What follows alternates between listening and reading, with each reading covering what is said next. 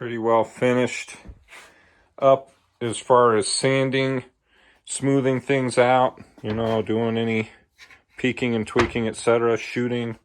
So shot in, tweaked out, and ready to finish up.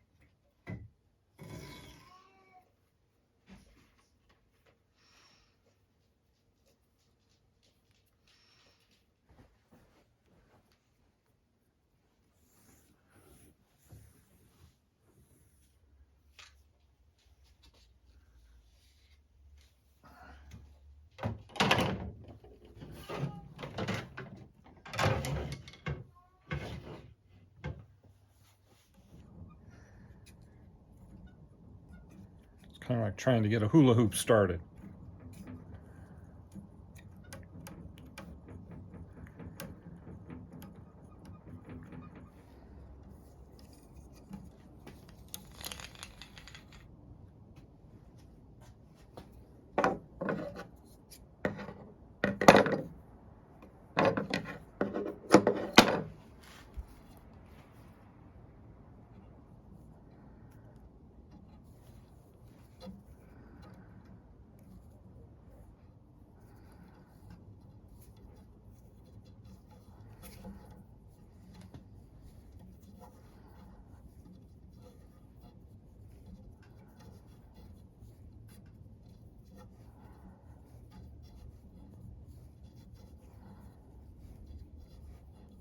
Just takes finding that rhythm. You can get it wound without getting in the way of yourself.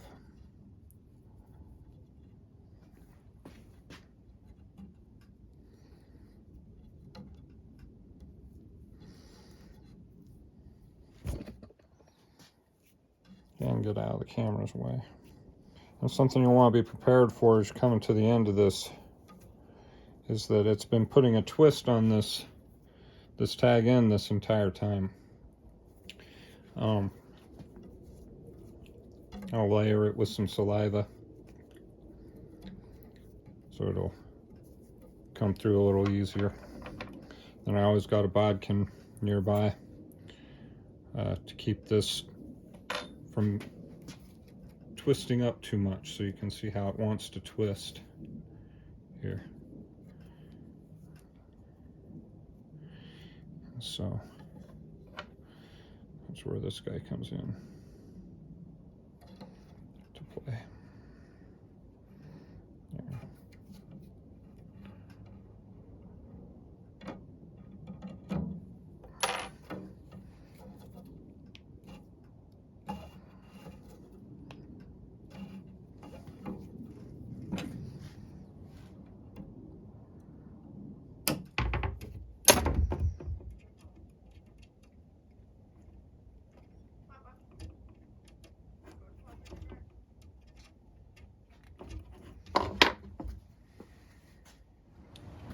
guys, I've just got a few random arrows from my collection here. Some are lighter than others. Some are heavier spined than others. But this is how this guy has finished out. And I apologize for the wind.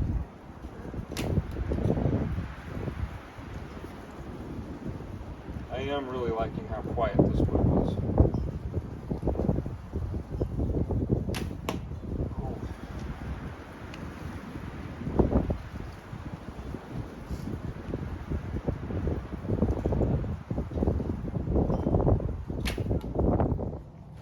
Alright, I'm going to take a couple more shots, guys.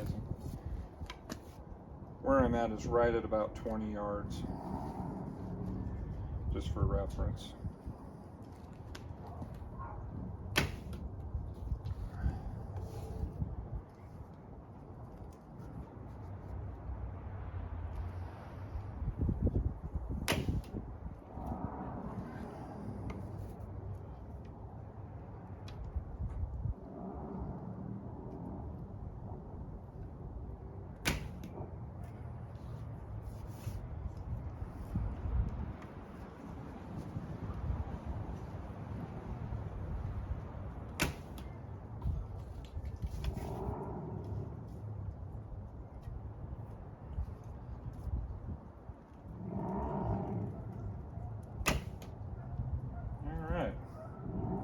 I'm really liking how this guy turned out.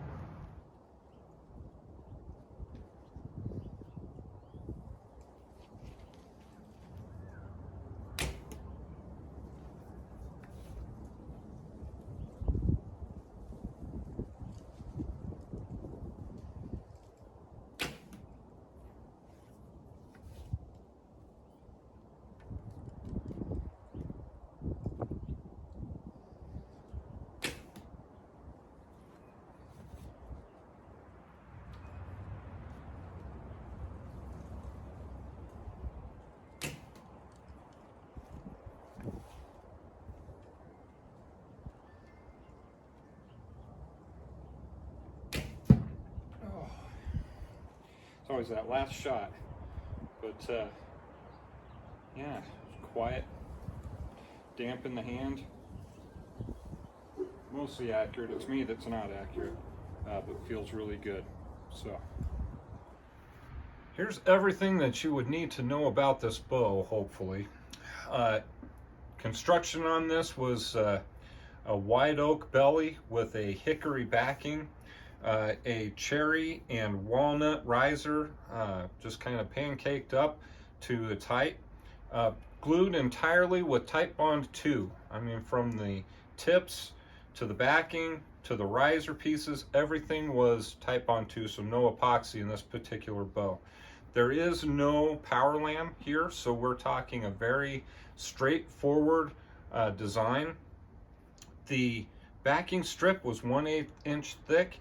The belly was 1/2 inch thick, and I know I had talked a little bit about my struggles to get it to keep weight or make the weight that I was hoping to get, and I'm not entirely sure I could draw much more than 40 pounds out of it because I never did remove any wood up here near the riser. So at 1/2 inch thick still up here at the riser, and then tapering out to the limbs in the shape that you see here. The fades are 1 3/16 inches wide, tapering down to just under 1/2 inch ahead of the nocks here at the tip. 68 inch bow, nock to nock, 70 inches overall. Gave it a shellac finish, and I'm really liking how that finished out for me. 3 coats, and if we wanted to give it more of a satin sheen, we could just take a pumice rub to it and kind of take some of that shine out if we wanted to. The grip is an integrated or integral grip. It's all leather through the strike plate. It's really one piece that gives a little bit of a arrow rest right here, all in one. So I'm liking this style of grip, and if you want to see how I do that, I'll plug a card in here so you can see the construction of that, or the how-to on that build, or how to put that on there. The string is 12 strands of B50 bowstring, so a lighter string. The physical mass on this particular bow in its completion was just a little over 16 ounces, so 16 and about 1/3 ounces. So shoots incredibly well. Guys, I really think this bow turned out very well, considering its origins. One last piece, it did retain a good 1.5 inches of setback in the finished bow, which means we started at 2.5 inches of setback, finished with 1.5. It is, or took, 1 inch net string follow or net set on that particular build. And I think that's a kind of a quality of white oak that is not very exciting. It tends to compress and hold the compression, but the bow itself shoots very well.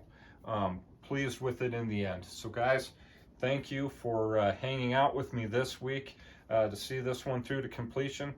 We will get started on our next project here in the next with our next episode, or the next time that we get together. So I will see you next time.